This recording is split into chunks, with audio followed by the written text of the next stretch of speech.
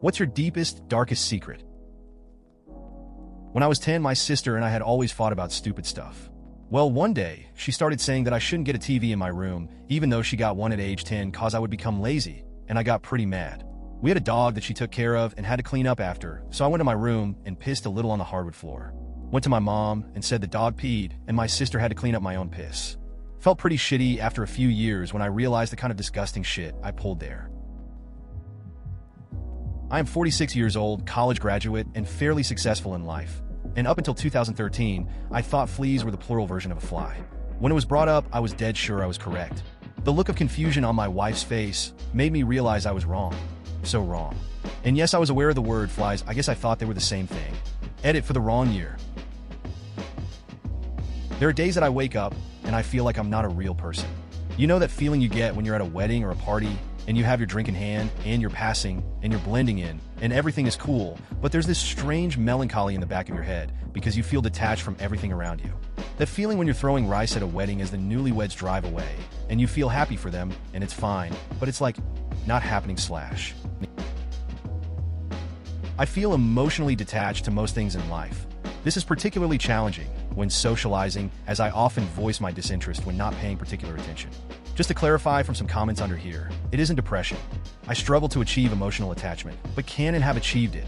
For example, usually in social situations, I'd just be detached, and it would take a lot to spur emotional response from me.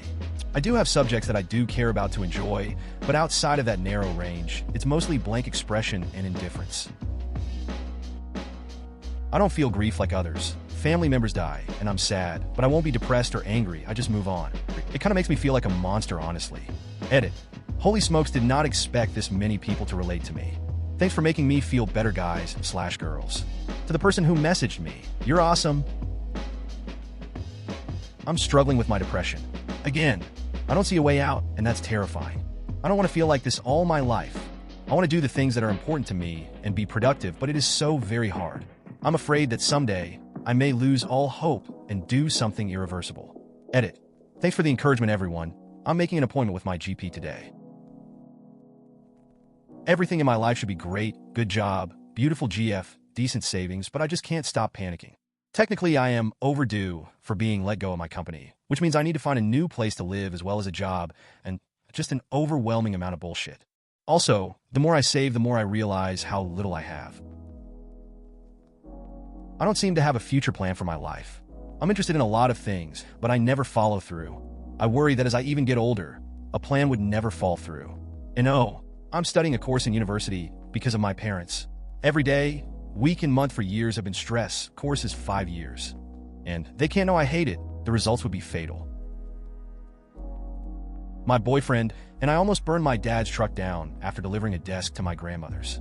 We stopped by Dairy Queen to get lunch, and my BF was playing with the buttons in the truck while we were waiting for our food. He accidentally pushed in the cigarette lighter. After a few moments, I heard a loud pop and looked and saw the lighter popped out. My dad hoards receipts in his cup holder, so the light caught those on fire. BF and I freaked and smothered the fire with some extra napkins that were in the floorboard. The truck was fine, and we scooped the ashes out and drove home. I sprayed the truck with air freshener, and Dad never said anything to me until this past weekend when he was trying to find a large receipt for tax refunds. He just told me not to clean out his truck again, so he still doesn't know about the fire. Not too dark, but that job, I tell everyone I got laid off from during the recession. Nope, I just got flat out fired for doing a shitty job and ceasing to care. All is well now, and I have a great job, but it might have turned out a lot differently if my former boss hadn't taken pity on my pathetic, crying ass and said I was dismissed without warning for cause so I could still get unemployment. My boyfriend told me that his ex ended up sleeping with his identical twin brother. He said they're still together too. Can you imagine that? Your identical twin. I didn't believe him when he first told me. Edit. For those who were confused, my boyfriend's ex-boyfriend started sleeping with the ex's, identical twin brother. Yes, we are all dudes. Gay men exist. A few months ago, on a particularly tough day, I told a casual friend, I'm having a tough time pretending to be human today. Her eyes got wide, and I thought she was about to call the asylum, but she said, holy shit, I feel like that sometimes too. Just so tired of trying to play the game. Now she's a kindred spirit. We don't even have to say it. It's just really cool to know that someone else gets it. I wasn't beaten as a child. However, I was spanked and switched. If I thought my little sister would get into trouble, I'd take the blame. My parents thought she was golden until I left for college. She started sneaking out. She experimented with drugs and alcohol. She got pregnant twice, and my parents are raising her children. I now wonder if I kept her from ever taking responsibility by trying to protect her. Hey, so I work with kids with autism, and we teach them imitation. It's a very useful skill that eventually helps them with social interaction. When kids imitate, they learn appropriate behaviors through social reinforcement and eventually learn that those behaviors are expected. I know you're not a kid, but I just wanted you to know that imitation is totally fine. Honestly, as a typical, I imitate others socially quite frequently, and it teaches me too. Smiley face. You might be surprised about who you are fooling. I've been diagnosed as having Asperger's and even described as having textbook symptoms by a doctor. Even other people with Asperger's think I am like them, and I am. Truth is that I was just so abused as a child. I have severe, enough to get permanent disability, social problems. Since I was a kid, I just imitate people from TV and movies. This time last year, I could have written this post. There was days where I didn't eat just so my kids could. Now looking back, I don't even know how we got through it, but we did. Next month, we're actually going to have all our bills fully caught up, and we'll be able to start a savings. It will get better. It hurts me so much to pretend to care about things. I've basically taught myself to act like I care for most conversations, and it works with most people. I'll usually make a joke and try to make them laugh, but I couldn't care less about football or cars or art or books, or whatever they're talking about. Please, please, please go talk to someone. Being that girl can be a good thing. You can be that girl who spoke up, saving countless potential future victims a lifetime of grief. You can be that girl who did the right thing. You can be that girl who got help before her guilt and shame turned into depression and anxiety. I'm asking you to please at least consider changing your mind and talk to someone. Sincerely, that girl who didn't. They call it suicidal ideation. It's more common than you think, and it's frustrating because sometimes you bring it up and people freak out, so you bottle it up again, but sometimes a calm, cool, frank conversation with anyone who is collected enough to just hear your words and not overreact is extremely therapeutic. Been there many, many times. Hey, what did you do? Mickey. Well, I lost my temper and I took a knife and I a dash. Do you know those do not remove under the penalty of law labels they put on mattresses? Pia. Mickey. Well, I cut one of them off. Pia. Mickey. Yeah, I have a real bad temper. Boy, I always thought that was the dumbest law. Take it easy on yourself, yo. Yes, it was wrong to take her picture without her consent, but you deleted it and feel bad about it. That means you're human.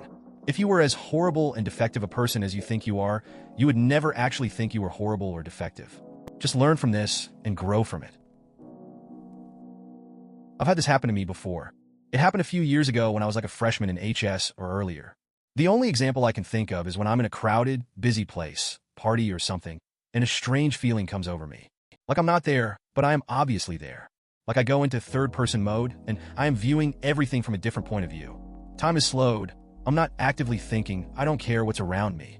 I don't mind the feeling, but it's pretty strange. I don't know if this is the same, but there's some times when I zone out and wonder why I keep doing all this.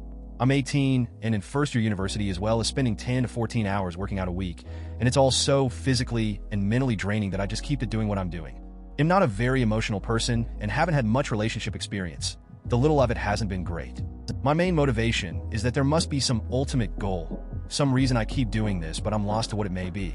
I step out of myself and just watch behavior, maybe try to read what other people's goals are, but so far I guess I haven't discovered purpose. These can be underlying signs of depression. I have major depressive disorder, and one of the warning signs I'm going to enter an episode is the general detachment from most things which shuffles me into darkness.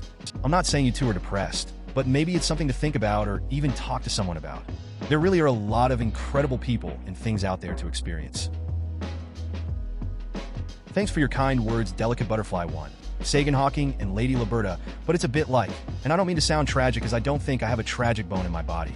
Taking an astronaut who's been watching the world from a tin can in orbit for decades to come down on Earth suggesting that he blend in. He'd give off slightly incorrect vibes.